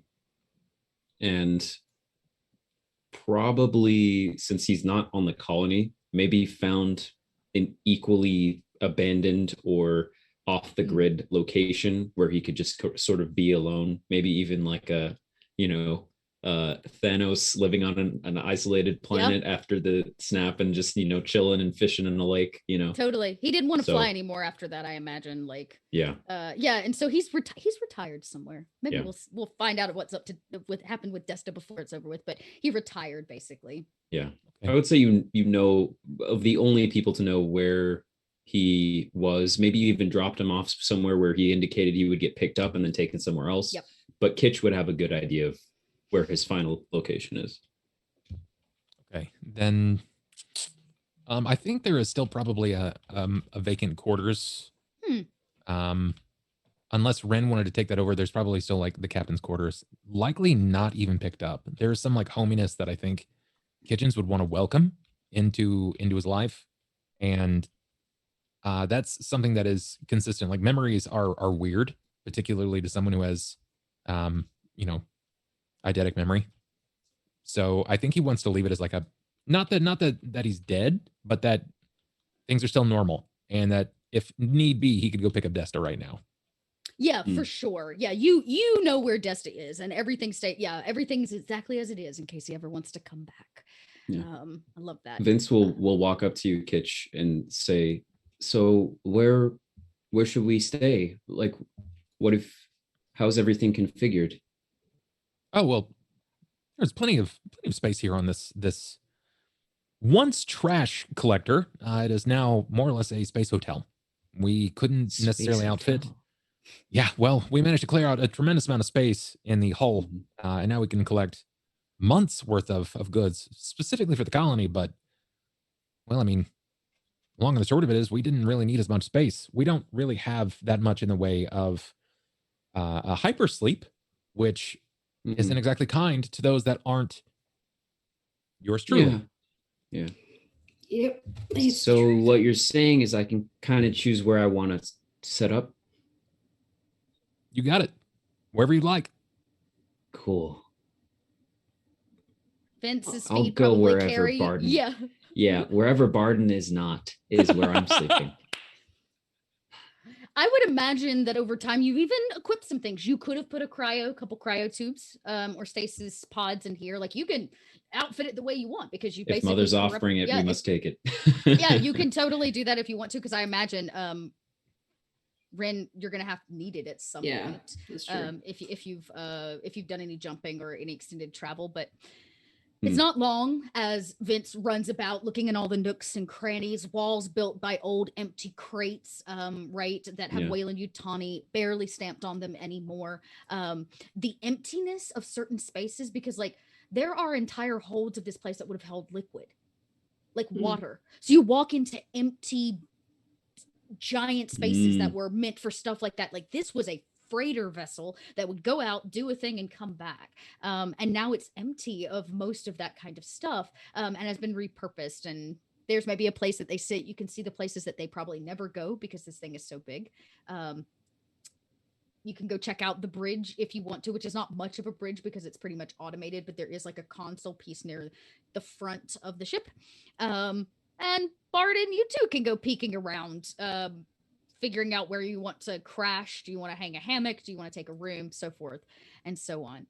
And the ship travels for a few hours before you hear Mother once again come over. And she says, Captain, I believe we've arrived at our location, though I cannot find anything other than the radio signal on the charts. You are in empty dead space. So this is where we're in the outer rim then. Mother, how far away are we from the neighboring vessel that has been pinging us? From what I can tell, we are right on top of it. Oh, great. It's a trick. That's nice. Mother, can they be using some sort of cloaking? Is that a thing? Cloaking possibly. But I am not equipped to deactivate such things. Are there like meteors or anything in the atmosphere that's kind of like floating? I would say probably. I mean, but this is, you're not even near a planet. Like you're not even close to one. You're kind of in empty space. But it doesn't actually take long once you like arrive. And Mother once again says, "We are getting a call, Captain." Hail the call, Mother. Hailing call. And there's a moment as it, you hear the dial-up tones. And the old dude. There is there's a voice, kind of staticky at first, that comes through. It sounds like it's definitely coming through some kind of like comm system. Hello? Is anybody there? Shakespeare, is that you? Sorry, no Shakespeare's on this line. Why are you pinging his radio signal? Why are you in a Weyland-Yutani vessel? We've acquired Shakespeare's vessel, courtesy of an experience that tied us together 7 years back. Or longer, even. We're not with Weyland-Yutani. Long story short, we stole the vessel for survival's sake. Where is Shakespeare? Shakespeare is deceased. I would like to come aboard your vessel. Permission, of course. Permission granted. Hold on now. How many of there are you? It's just me now. Just you? Are you armed? If you count the pistol at my side, then yes. Okay, I would like for you to take the magazine out before you board our vessel, please. Fine. You actually actively hear the clip like release over the comms. And all right. It says, coming aboard. Rin goes to location, just takes her pistol out and just holds it in front of her. Mother, open bay doors. And sure enough, you can hear it dock. You hear something dock, or at least doors like closed. And if you go down to the hold that Mother opened, this probably was a hold that have held water or vast amounts of liquid or maybe stone, different minerals. There is a very strange vessel. This looks like somebody pieced it together out of a junkyard. It sits kind of upright the way a chicken might on like two small legs, right? And the vessel's kind of built taller than it is like wide or long. It is very clearly a 1 or 2 man vessel. And it has like radio antennas hanging off of it and stuff like jutting out of it. It looks like if you gave one of the hackers from the 90s movies the opportunity to build a freaking spaceship. And it just like, there's probably like clickety keys on the inside. Like this is like thrown together ship. And the gangway drops out, like comes down there. It like judders a little bit. You can tell it's like old and still pieced together from like another ship. And a small petite figure steps out and down the gangway. She removes her flight helmet, and as she does, this kind of wiry, curly red hair poofs out from underneath it. She can't be more than 18. Can't be. And she looks at all of you with the helmet under her arm, the other hand up in the air. You can see the gun is still at her side, but you heard her like take the clip out. And she says, "Did you kill him?" What? No. Did you? No. I worked for him. Well, we worked for him. Who's we? Now did my father and I.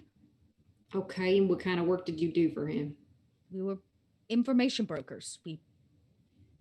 She kind of gestures to the ship. There's like an antenna that's actually like, okay. And Vince, when was the last time you saw a pretty girl your age? What's that? Never. Probably never. This is he is stepped behind Kitchens and is not saying anything. Great. Another corruption bar.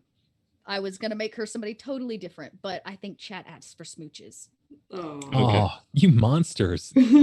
Chat asks for smooches, space smooches. Chat's the worst.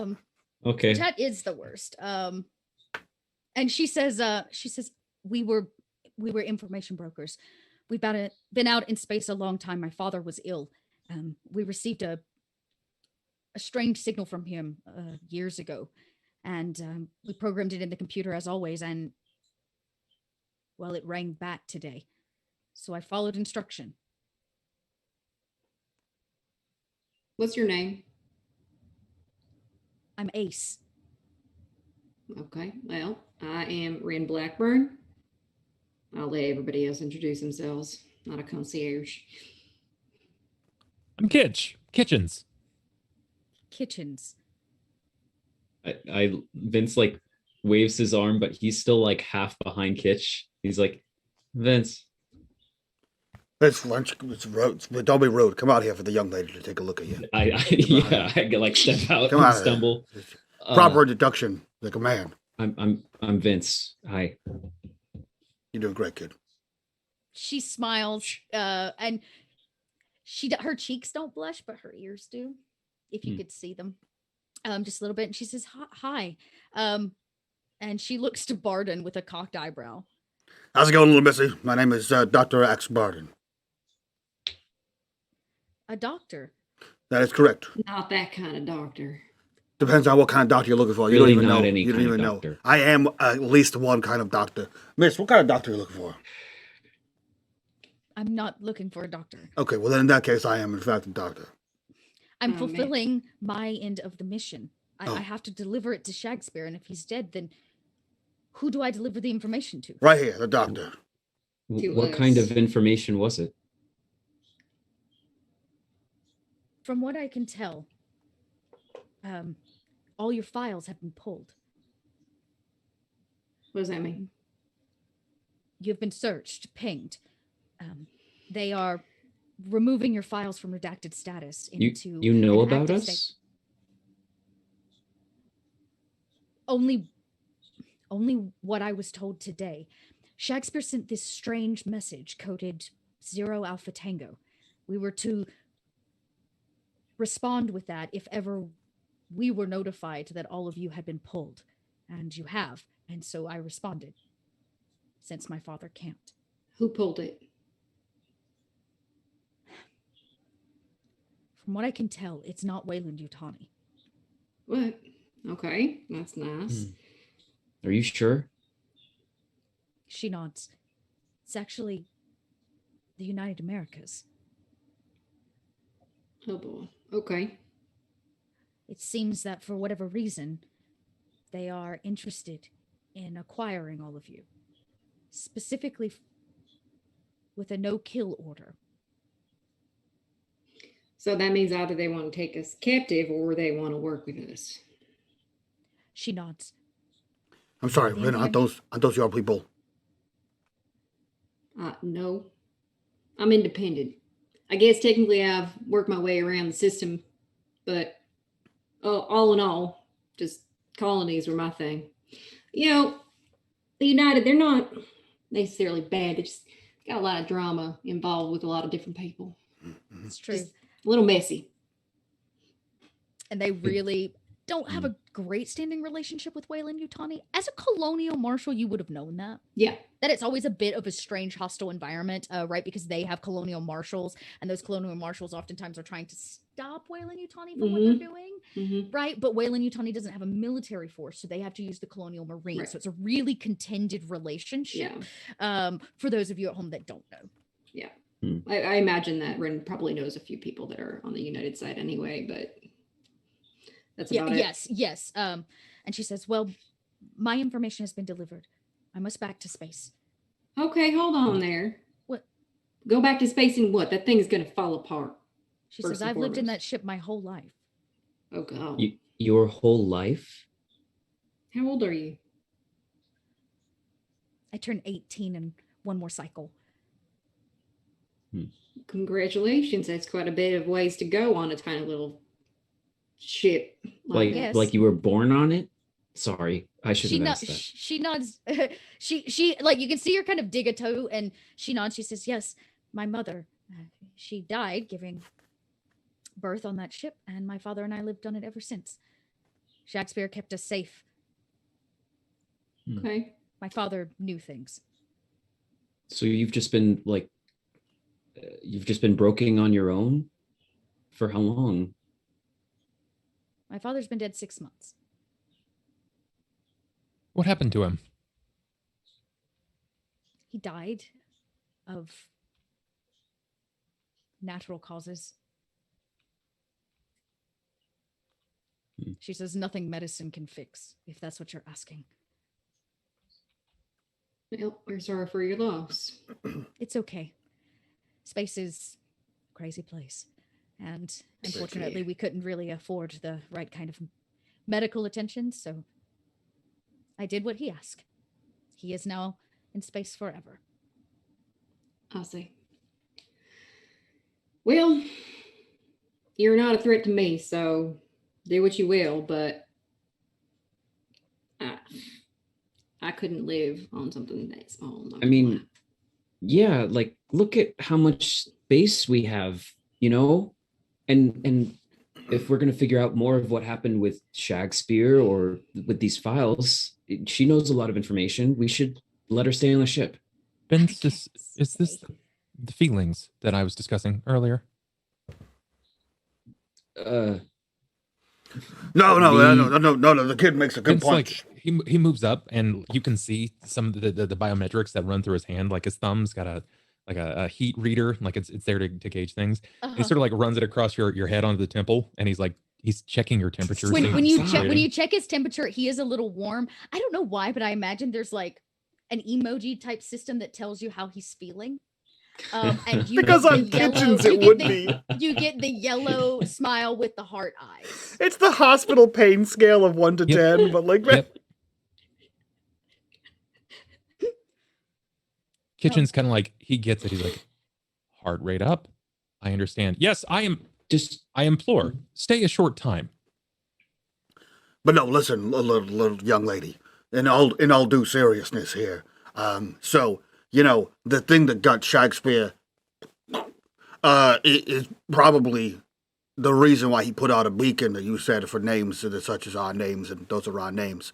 And now that you're associated with finding information on our names, I don't want to say that you might also end up the way of Shakespeare, but you might end up the way of Shakespeare. So, in all honesty, you'd probably be safer here because we're not going to let them catch us because that's what we do is not get caught. But you might. So if you stay here, you don't get caught. You don't get. I've been on the run my whole life. Well, so is Shakespeare, and then he got. About that. Yeah. She kind of says in a rather serious tone. Why was he interested in all of you? He's a friend of ours. He sent out a highly coded message to all of his agents, which, by the way, you now all are responsible for. You know that, right? No, I did not know that. Responsible for what exactly? I thought you knew Kitchens. I mean, I'm sorry. I thought you knew Shakespeare. Well, see, we had a friend of ours who would he did Kitchens. Did you say he did crimes? No, that's me. I did the crimes. He did the piloting. Right. He piloted crimes. And then he knew him, called it a favor. Ipso facto, we stole a trash ship. Who is this person? That's not I can important. recall. I remember what's happened now. Desta Okafor. I was trying not to give names, but thanks. She nods. She says, "Oh, Desta." She nods. A friend of my father's. Oh. It seems that Desta has similarly passed away, courtesy of some undescribable events. I'm sorry to hear that if it's true. She kind of says she can't really tell with Kitchens like Vince also looks at Kitchens. Pitch as to whether or not he's alive or he's not, but she genuinely means it. Ace, do you have other people that you bring your information to? How have you been surviving? You said Shakespeare protected you. He provided resources and had all of these systems in place. His accounts are still wiring money. That's clever. Okay. Well, how many we have all of his accounts. I don't know. I don't run his operations. In fact, I was pinging based on his network system, which seems to now be in this ship. And she kind of looks around. Yep, that would be correct. So what? I have an amazing idea. What if, right? We just sort of like, well, I shouldn't say we. No, yeah, we downloaded all of Shakespeare's stuff into the ship, right? And it's still working and it's still, doing all that. And you have your little tiny port thing and you're only brokering some of the information and you only have some people and some connections. You could take over where Shakespeare left off. You could, grab all of his connections and help run his stuff because he's not here anymore. I can't run the rebellion. I'm sorry. What? What? Again, I thought you all knew Shakespeare. No, again, we had a friend named Desta who knew Shakespeare, and we stole his trash truck. I'm really not qualified to be sharing this information with you. I'm breaking every code in Shakespeare's book. I mean, I like that word, rebellion. Depends okay, on okay. Who, though. Pump the brakes. Hold on now. Separate the two of you. This has gone too far. Okay, no, that's not even. How many agents are there? I don't know. I mean, my father had some friends I've met over the years, Desta being one of them. He met another couple handful of them. I don't know how many agents he has, and Shakespeare was right connected. I imagine that he's got people in every end of the colonies doing his work and gathering information. Okay, so here's the thing. I think we inadvertently have been doing some similar works over the last few years. At least I know I have been putting together a network with Kitchens here. Now, here's the thing. I don't know much about Shakespeare or anything like that. However, I do know that rebellion seems to ring true for quite a few of us. And I will say, you probably don't trust us, which I wouldn't blame you. I don't trust you. However, you probably have a process or procedure to contact these agents or somehow get encoded messages to them. I could try. I mean, you are sitting on his literal database. You have their radio addresses archived, no doubt, Okay. if you could get through his codes. Right. You could get through his codes. I have some doubts to that. Not to doubt her skill, but I would be remiss to suggest that she's incapable of retaining as much information as my unit might. Okay, then you guys can work together. Again, she's looking very like, you can tell she doesn't talk to people very often. Like, she doesn't get a lot of FaceTime. She literally is a floating radio beacon, and she lives her life alone in space. This poor girl. And she says, I would appreciate just an overnight stay. I don't want to trouble you. I could probably use a good meal, and then I'll get back out into space, because it seems that all of you are being hunted. Oh, she's saying that being around us is unsafe, which is a fair point. Ma'am, Listen, Miss Ace, you are a part of the rebellion. You too are being hunted. Yes. Since I was born. Wouldn't you say that there is strength and or power in numbers? To some degree, but we may be mighty in number, but we are stronger when we are apart. If they find us all, they will wipe us out. Very true. Is your primary target Weyland-Yutani, or are there others? yeah, what are you rebelling against? She says, do you have food? Yeah. Would you mind? I haven't eaten in 3 days. I Right. promise I'll tell you everything I know. Okay, well, let's have a meal. Let's break bread. I appreciate that. Y'all have like real vegetables grown in like a high quality greenhouse on a colony. Yeah. You know, like you have like food, bread put together. You have this basket put together by Yep. this old lady.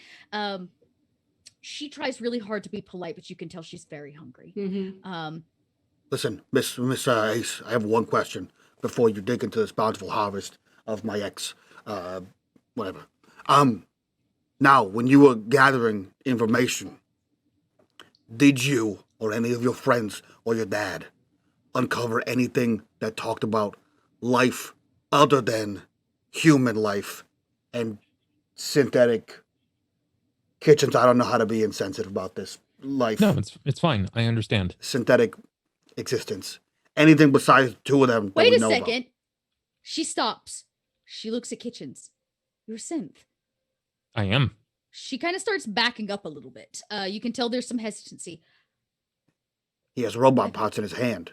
He's not that kind of saint. I've never met a synth.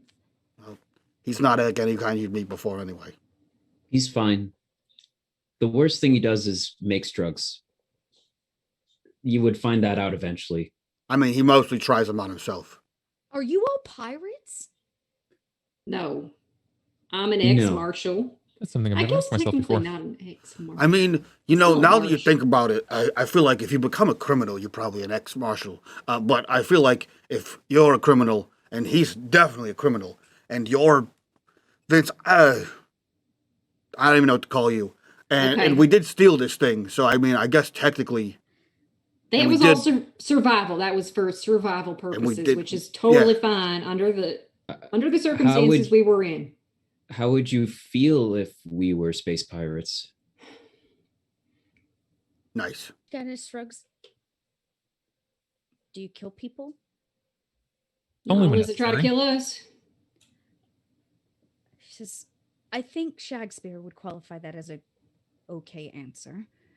She sits back down. She keeps peering out the side of her eyes now that she knows he's a synth.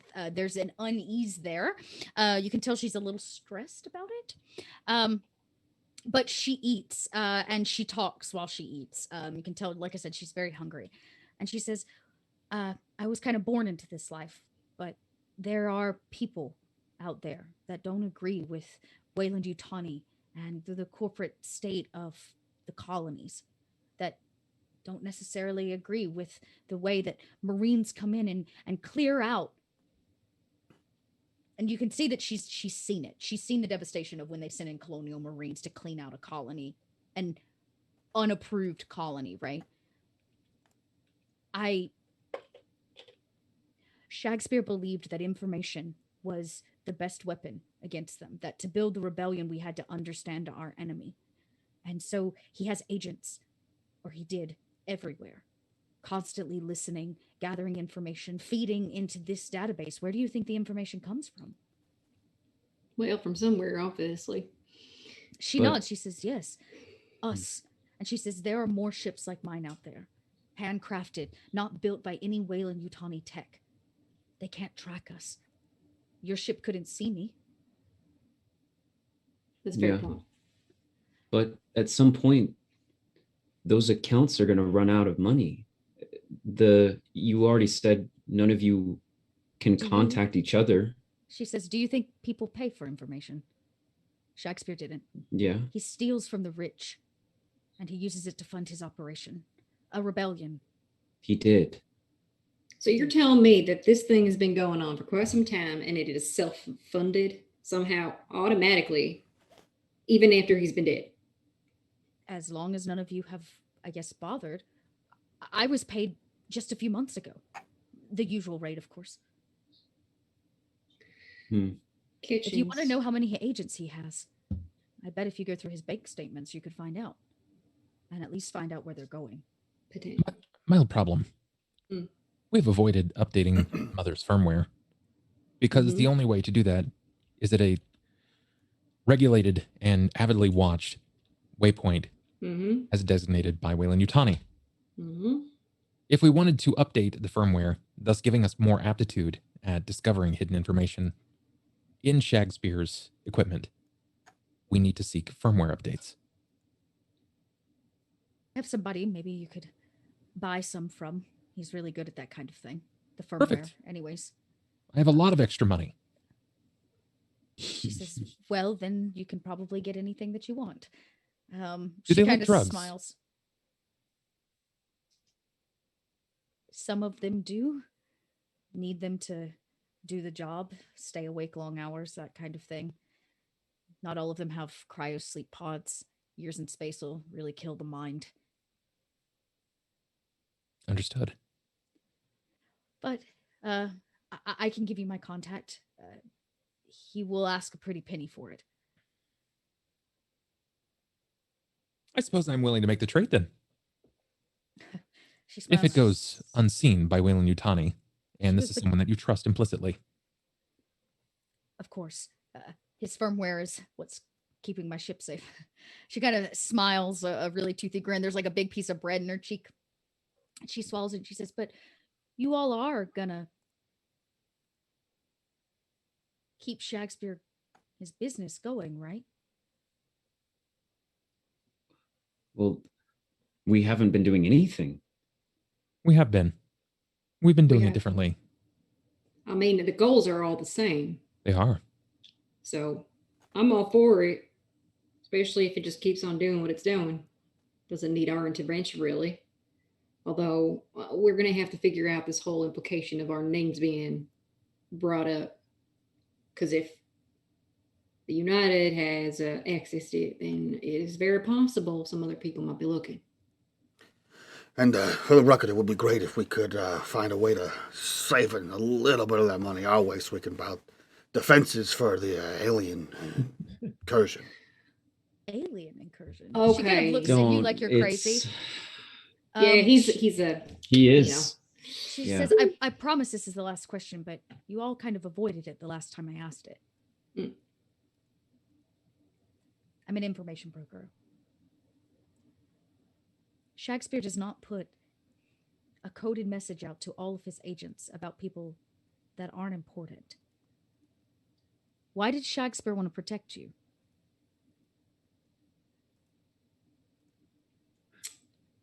What's the value of that information for you as an information broker? Seems I'll better understand why you are so dedicated to the rebellion.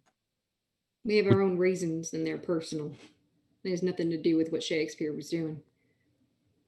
Would you be willing to stay longer than a single night? For the answer to that question, maybe. She kind of looks with a peak of interest when you say that, like you like hooked her instead. And she says, I imagine that it couldn't have just been personal, since he to the head for all of you. If you agree to stay a few more nights, for the sake of camaraderie, at the very least, and potentially seeing as to minor adjustments to your ship. We have bread. And vegetables. Vegetables are important. You should have vegetables, especially if you're sitting on that aircraft Okay. all the time. She says, okay. I'll stay only a few more nights. But if we go in and dock with the space station, I have to leave. I'm wanted pretty much everywhere. Oh, understood. We are too. She smiles, feeling a little bit better about it. And she says, is it bad to say I'm kind of glad they pulled all of your files? Yes. That's yet to be determined. See, we're likable space pirates. We're likable space pirates. We are not space pirates. I think we're space pirates. We are not space pirates. Oh God! Did you didn't see the name of the ship? Did you? Yeah, I snuck up on you. Okay. She says it's okay. Maybe one day I'll tell you what my dad named our ship. And the camera cuts. Begins to pull out of one of the porthole windows, and we see it as it backs out the side Pinocchio written across it, showing on this massive freighter. But our camera cuts back to the colony. We see the dust kick up. A ship lands. Much nicer than this hockey puck that dropped from the sky. Wow. Not hard to do. Not hard to do. Out step 4 figures dressed in all black. You can see their kind of looming figure. Off to the side is the sign for the colony. What do we call it? Outpost Outlander? Outpost Outlander.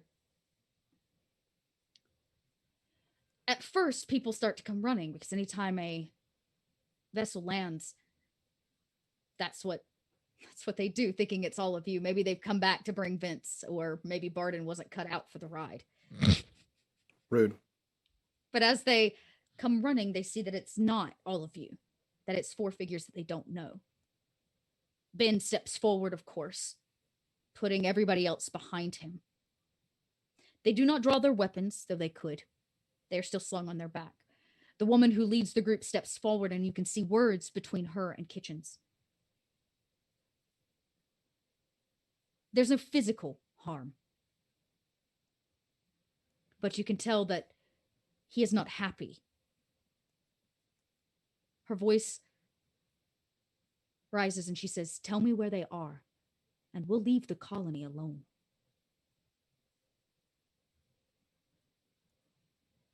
If you don't, we'll nuke it from space.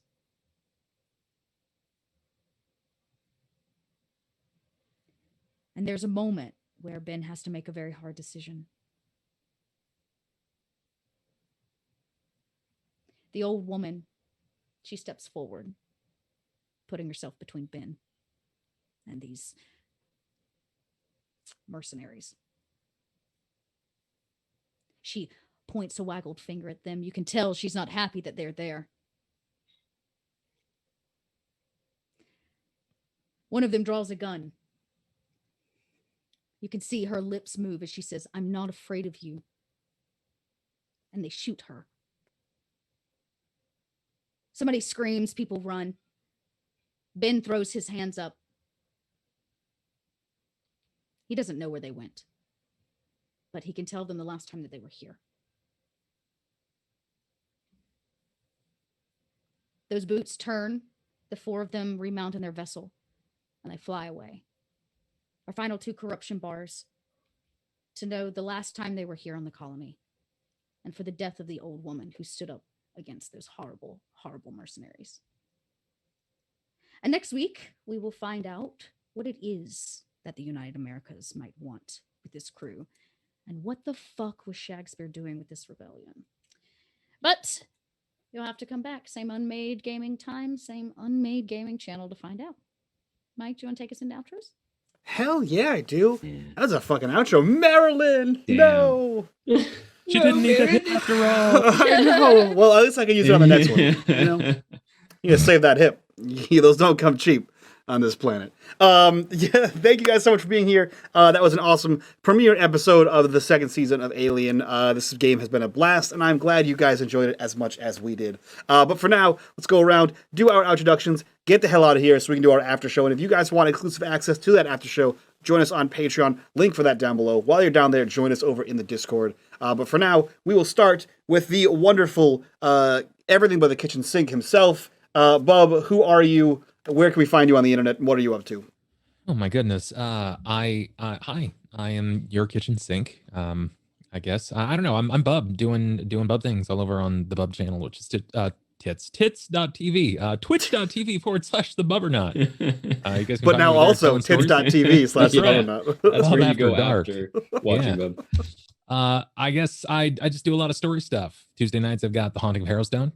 We've got a great group of people for that. Wednesday nights, Shackled City. When that does make a return, when life doesn't happen around me rapidly. And I'm doing some stuff with a podcast with Dot.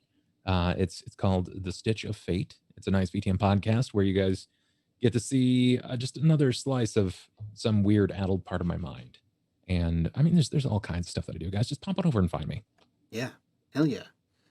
From that, we'll slide over to Zach. Who are you? Where can we find you on the internet? And what are you up to? I'm Zach Clay. I do things on the internet. You can find me on this channel, on Arvin Eleron's channel, where we do vocalist stuff and another sci-fi campaign, and also on Twitter at Midday Clay, or on YouTube at Zach Clay, where I do remixes of TTRPG stuff and music things. Hell yeah. Meta, same question. Who are you? Where can we find you on the internet? And what are you up to? Hello, Metamancer.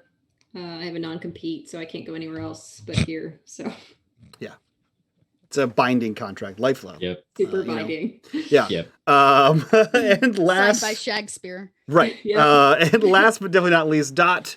Who are you? Where can we find you on the internet? What are you up to?